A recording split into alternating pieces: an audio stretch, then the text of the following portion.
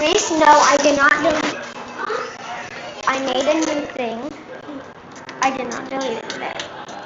What? You know how I got a new iPad? You thought I didn't have, Well, yeah, I did it for you. And also mostly for me.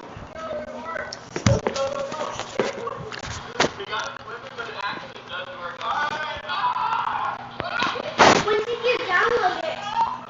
A couple years ago. Like the last time when I got my iPad.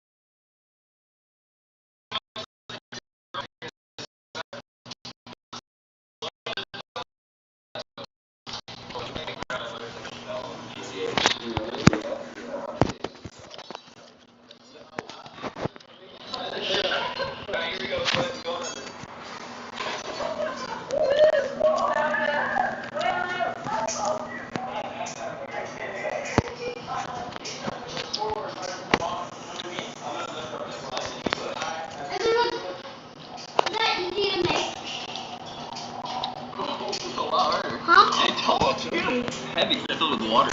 Yo, this is a secret layer. You really shouldn't have thrown it in upside down. You should have thrown it in. It's gotten so heavy because all the pipes filled with water. We know water is so heavy. So all I wanted to do was make something more fun than the backyard girls factory, or whatever they call it, in girls club. How do we ensure families facing food insecurity get access to their food? We needed to make sure that if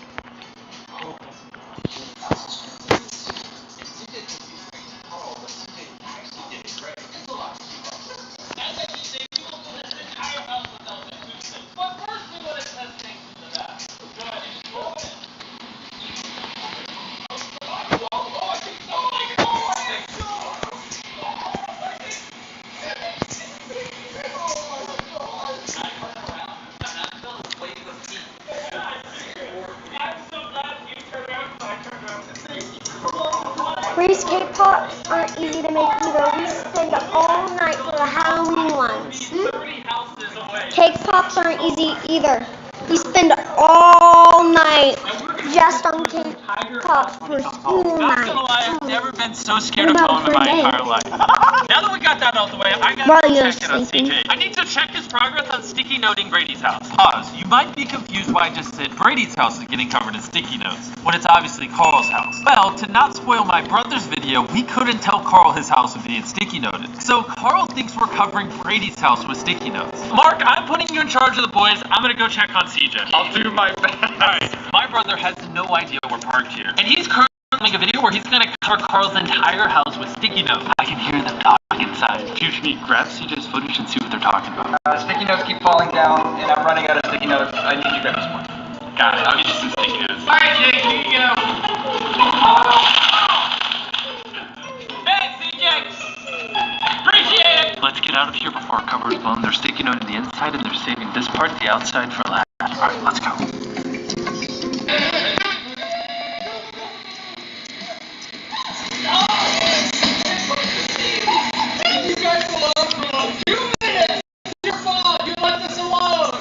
Supervision at all times.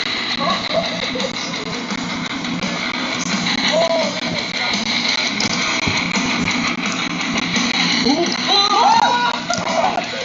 gonna be 20 times the amount of phone that you just saw. People in my family, all of us do. Their house is like one big ninja course. My friends, they think it's super cool. No, you keep it down.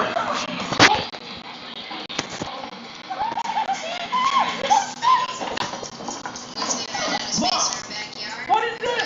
It's Mark's fault. Please! I just got back. Told you to keep it down. And when he pulls in that driveway, what do we want? We want it.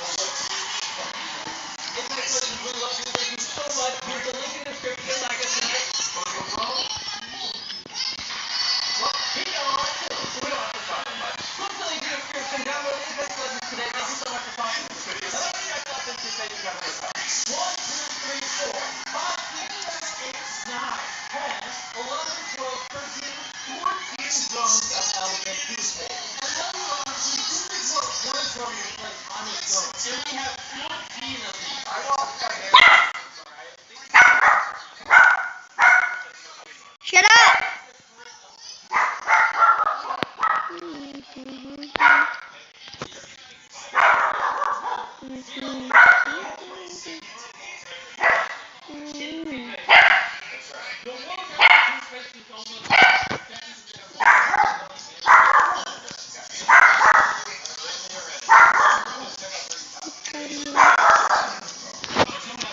Everyone be somebody else.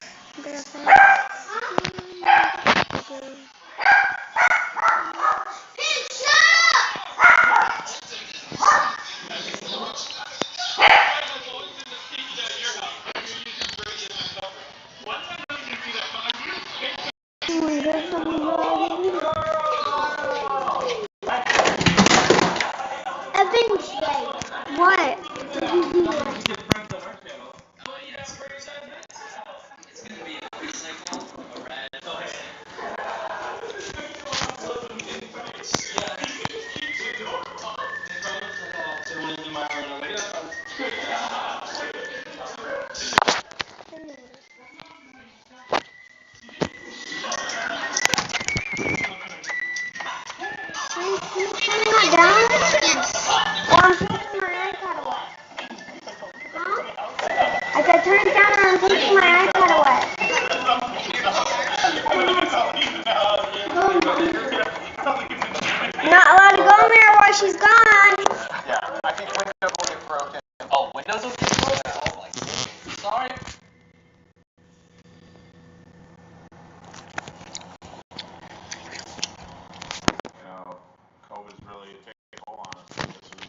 be our biggest year.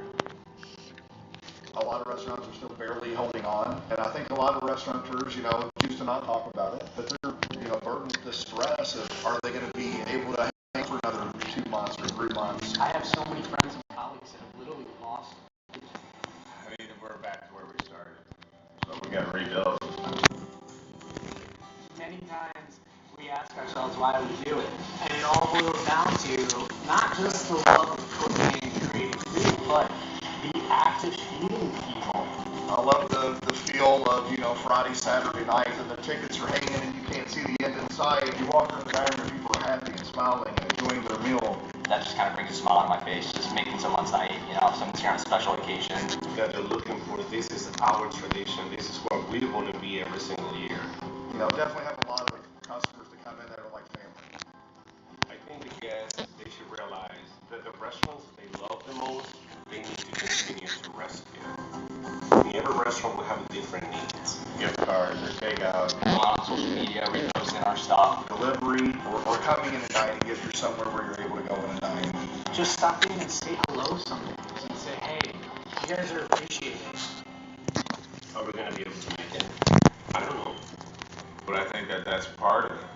When you overcome challenges and overcome the adversity in the restaurant, it makes it all well worth it.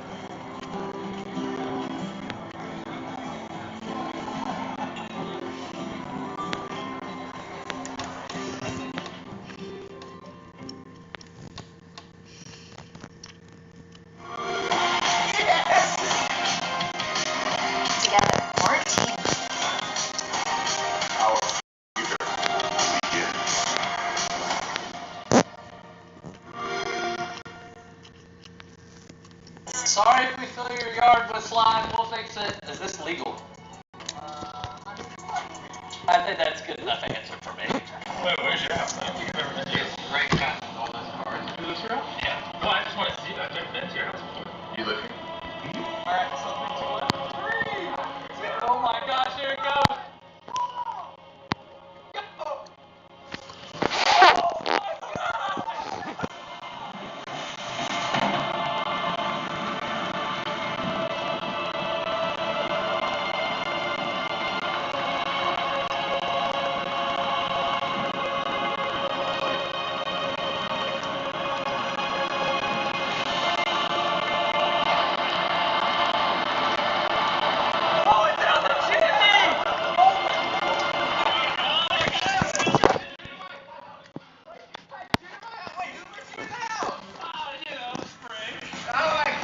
You spent the day covering Carl's house with sticky notes to surprise Carl. And while you were doing that, we were filling your house with elephant toothpaste waiting for you to come home. Oh yeah, should we throw a rock through the window?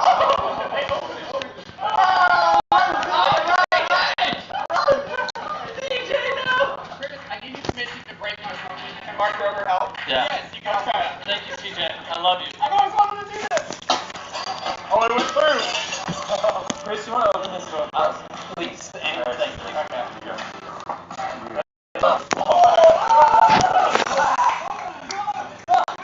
I didn't mean to say. Oh my god, that was so hot! Oh, it is. Oh! Woo, that's steamy! Alright, let me in.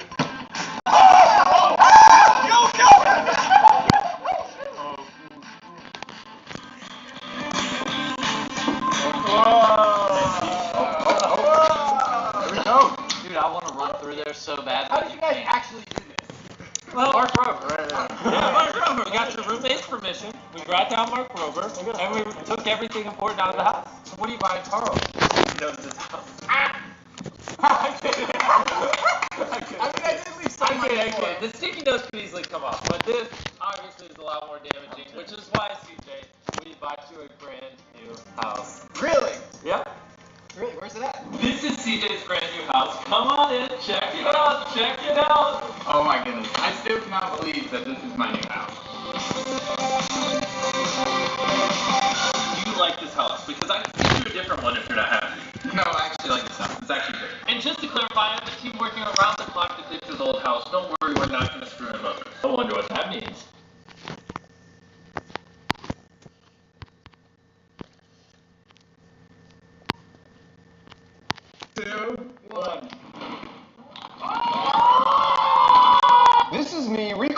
title for the world's largest and tallest elephant toothpaste experiment. And this is a totally different kind of reaction we discovered in all our experimentation called devil's toothpaste, which is insanely reactive and super dangerous. I'll explain why in a minute, but for now, here's a hint.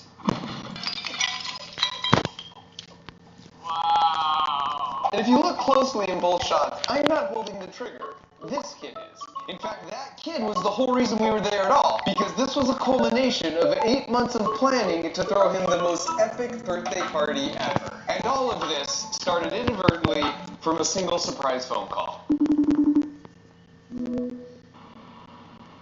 What's up, Fletcher? Oh my god.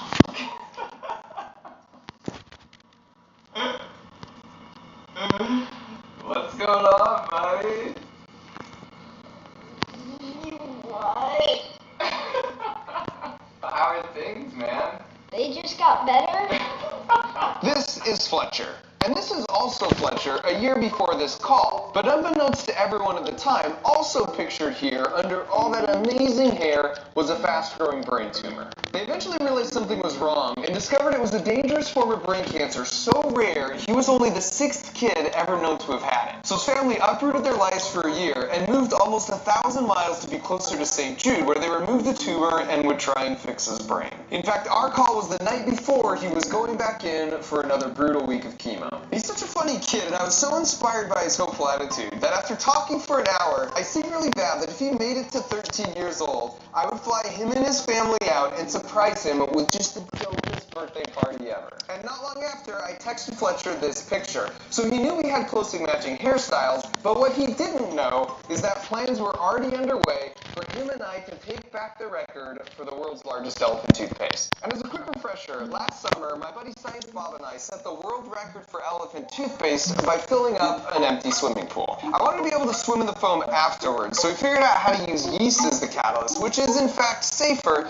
but it doesn't react very fast. And our video seemed to inspire some folks, because 2 months later, this happened in David Dobrik's backyard, where they didn't bother with the yeast and just took the normal reaction and scaled it up a bunch. But then a few weeks later, these guys in Brazil did the largest experiment yet, and they are the current Guinness World Record holders. And so even though Fletcher's birthday was still 8 months out, we started our testing right away, because I knew blasting a world record amount of foam straight up into the sky wasn't as easy as it might sound. And the part that concerned me the most was picking the right nozzle size. And here's what I mean. These 3 containers are identical except for the diameter of their outlets. If that diameter is too large, it looks kind of cool, but it doesn't really go that high. Too small, and it will go high, but it just looks like confetti and doesn't look that impressive. But for every container, there is a Goldilocks size diameter opening that gives you that cool laminar looking flow while still going pretty high. And you might think, well, why don't you just take a flask that works so well and just scale all the dimensions up? And we tried that on our first 5-foot scale test. And just as I feared, it went all confetti on us. And the problem is illustrated here. If you want to scale up and double all the dimensions of the block, you get this. It's perfect. All these dimensions increased exactly by a factor of 2. But wait a sec, the volume increased by a factor of 8. This is called the squared cube law, and its effects are everywhere in nature, such as putting a hard limit on just how big land animals can be. Because how heavy you are is a function of your volume, but the strength of your muscles and bones is a function of their cross-sectional area. So since animals evolved to get heavier by the power of 3, but stronger by only the power of 2, at some point it's just too much. So in the next 5-foot test, we increased the top diameter by a mere 3.5 inches. But now the pendulum swung too far the other way, because while the column looked smooth, it didn't really go that high. And so finally for the 3rd test, we let the pendulum swing back just a tad and shave down that diameter by just over an inch to try and dial in that Goldilocks outlet size. And sure enough, the column went really high and looked great. But this test uncovered another issue. With such a high volume of foam, the pressure was creating some really high forces in the flask. I mean, that's a lot of damage, which, quite frankly, left us with only one option.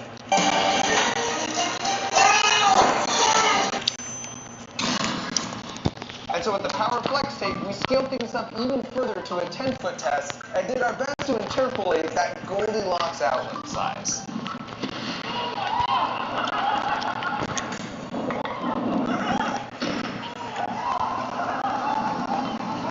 So once again, the outlet size worked great, but our joint construction wasn't prepared for the further scaled up forces. In fact, score a fat W for the flex tape, where you can see it single-handedly held the thing together, even as the screws and wood busted through. And we were realizing we just had to make the structure so over-engineered and indestructible, so the only option for the phone to escape the high pressure would be going out the top. And so while that wasn't a perfect result, I felt like we learned enough from all of our failures to design it strong enough for the final 20-foot world record version. In the end, we ran over 150 tests, not only to determine the right scaled up flask dimensions, but things like, does neck length have an effect? What happens if you vary the soap amounts? What effect do different brands of food coloring have? All of these tests were really insightful, but perhaps the most interesting finding was stumbling upon something I've affectionately named devil's toothpaste. Now you might be thinking, devil's toothpaste? That seems a bit extreme, Mark, but allow me to demonstrate.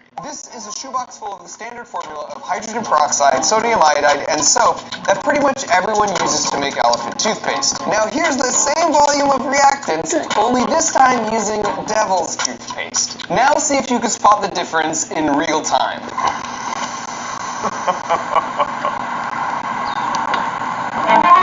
Not only is it hyperreactive, but the reaction is much hotter, so you get these really cool double formations. Here's one more. Once again, this is normal elephant's toothpaste in an Erlenmeyer flask. No big deal, people have been doing this for years. But once again, here's the same volume of reactants, now only with devil's toothpaste. And given how explosive this is, this may be irresponsible of me, but while we watch the replay, I'll tell you exactly how to make it. You start with 2016.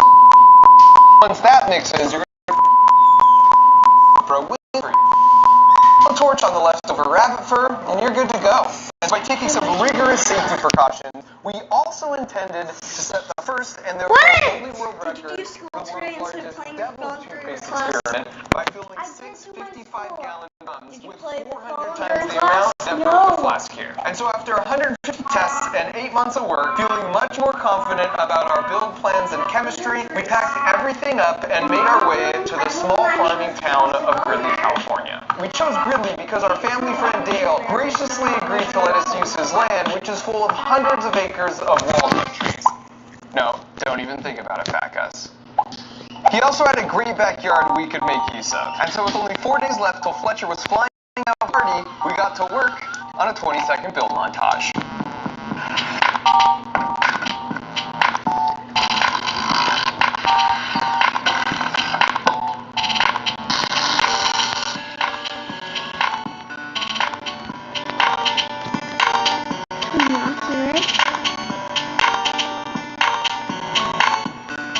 And it took 4 consecutive 14-hour back-breaking days of labor in the hot sun, because with so much time to plan the most epic birthday party ever, I just kept adding more and more ideas to the list we would need to pull off. So in addition to building the indestructible 20-foot flask and the devil's toothpaste dumping mechanism, we also needed to make a methane bubble fountain, a 3D bubble printer, a fire tornado, a slip and slide into a pool, and an epic bubble pit. And even though I brought my buddies, it was cool to see this turn into a modern-day small-town USA barn racing. If we needed extra hands or a piece of equipment, 10 neighbors were there like instantly to help us out. And so the morning of the big day, there was still a lot of last-minute scrambling, but things were looking pretty good. I'm seriously so nervous right now. I love pranks, and a surprise is like the most wholesome type of prank, so I haven't been able to sleep for days just thinking about this, like every last detail to how this will go down. And so with only 1 hour left, we did one final test run on everything. First, the devil's toothpaste. Perfecto! And then the 20-foot flask. For the real reaction, the peroxide would fill the whole bottom pool where John was standing, and then the troughs would dump over all the catalyst at once, sort of like this. And I should mention, Guinness only lets you choose one world record category per event. So we were going for the tallest, but when we did the math to scale up the flask to the arbitrary height I picked of 20 feet, and this is a true story, it was exactly 1 gallon less than the folks in Brazil who set the world record for the largest. And so don't mind me while I set these 2-gallon containers right here. And so as people started gathering for the surprise, I hit the hardened streets of Gridley, California to look for some kind of last-minute disguise. And so after a bit of a warm-up, because these are all moves I can for sure do, and that's definitely me in the costume, the moment I had spent the last 8 months planning for had finally arrived. And the cover story for the kids is they were coming to tour a walnut farm of a distant relative.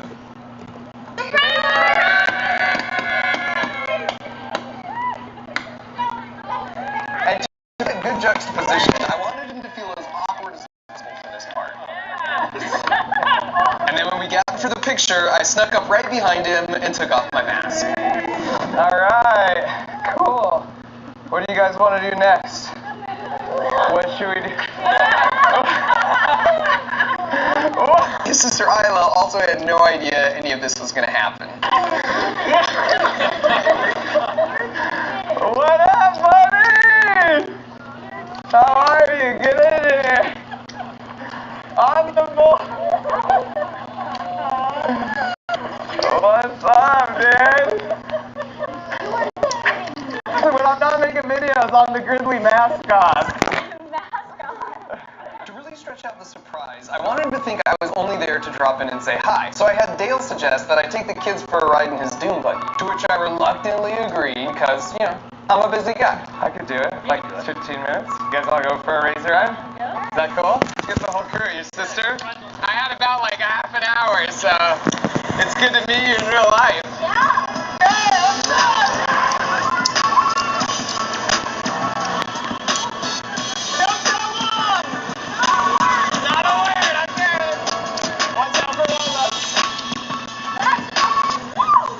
A single walnut grows in one of these, which is crazy to me. All of those are just a single walnut.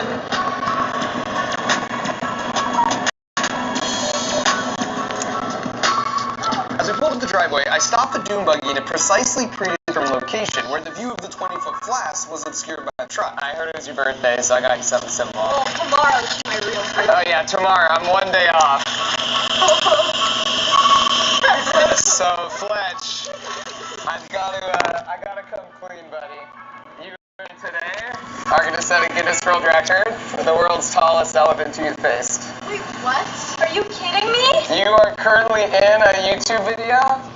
I want you to wave to your 20 million of your newest friends. Hello. We're gonna put all the elephant toothpaste in it and just blast it in the air. Yeah, I got 15 minutes.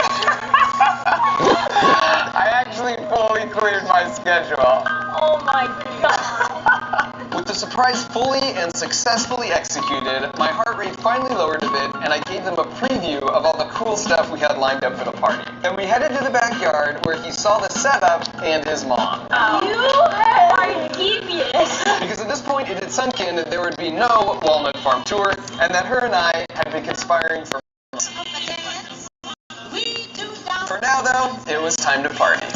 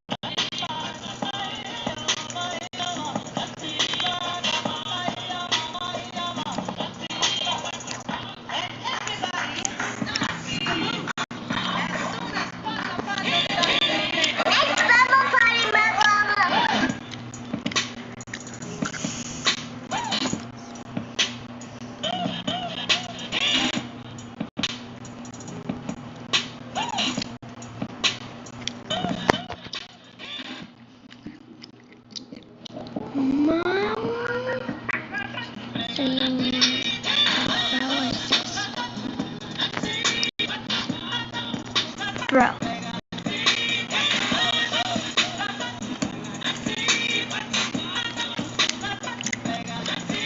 Before we busted out the flaming bubbles or the bubble pit, we headed across the street to check out the world's first and therefore largest double toothpaste experiment.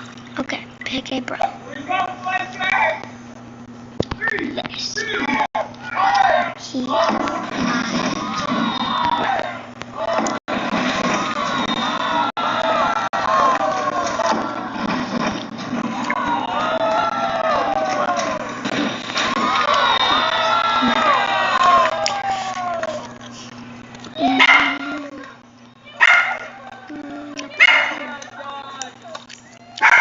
Science Bob came over and hooked us up with the slow-mo shot.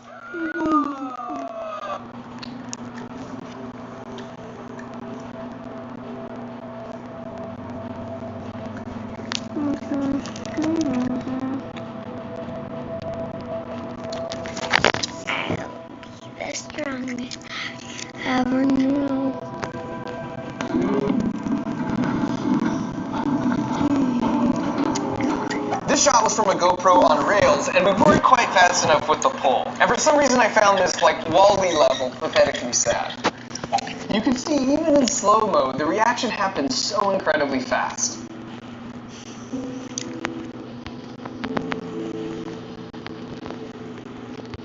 And I apologize for the gratuitous amount of slow-mo, but this has got to be the coolest thing I've ever filmed.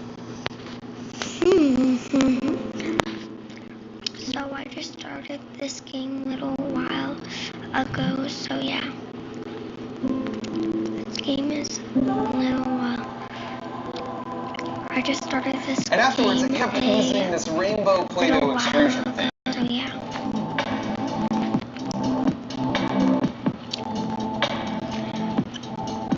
I am pretty or poor. It just looked like some kind of whimsical alien landscape. And as you can see over time, it just sort of deflates itself. And after that, we went back and ate some dinner, and had some amazing and not at all creepy Army of Fletcher-faced cupcakes, while the crew started prepping for the big world record finale. And in the vein of cool stuff I would need to have at my birthday party if I was turning 13 years old, I of course had to bust out the Elon Musk flamethrower to light some fire bubbles. And finally, it was back to the front yard to top things off with the most amazing bubble pit ever. It was like belly flopping on a cloud. Sorry. I'm sorry.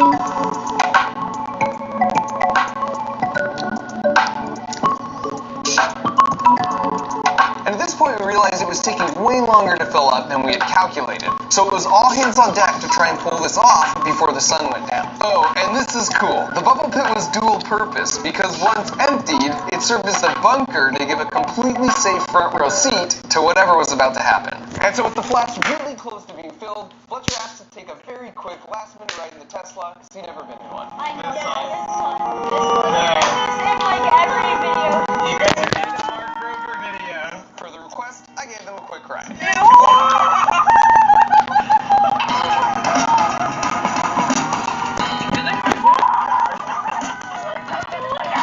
Autopilot. Oh my god! The weird part is, like, it's and I'm a conversation with you, Fletcher, and this feels very freaky, but you trust me.